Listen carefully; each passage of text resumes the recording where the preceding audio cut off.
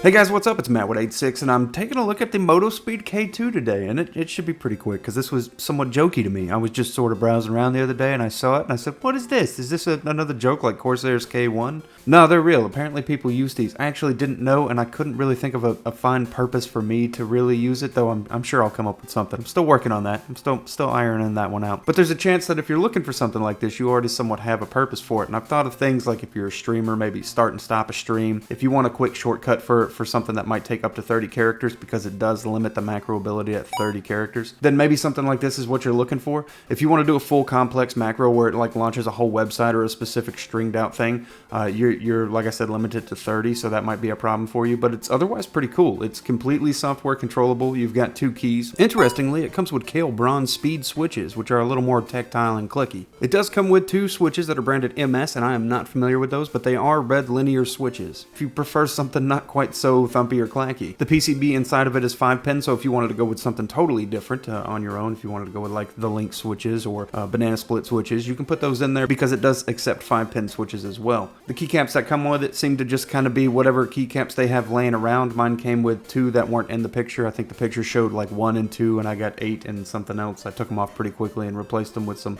extra pudding keycaps that I had. But anyways, moving on with that, this is what both switches sound like.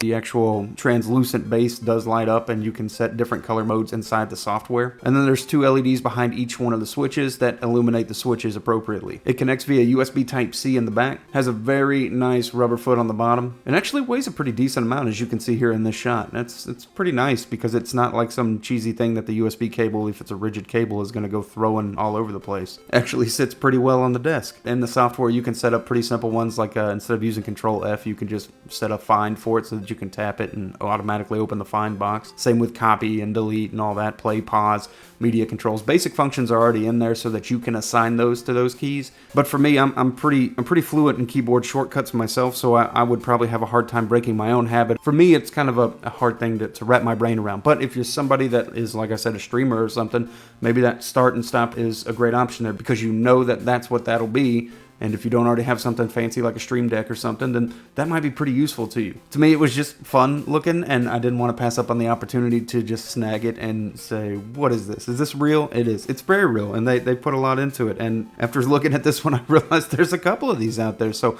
maybe you guys use these. I don't know. Let me know down below what you would use something like this for.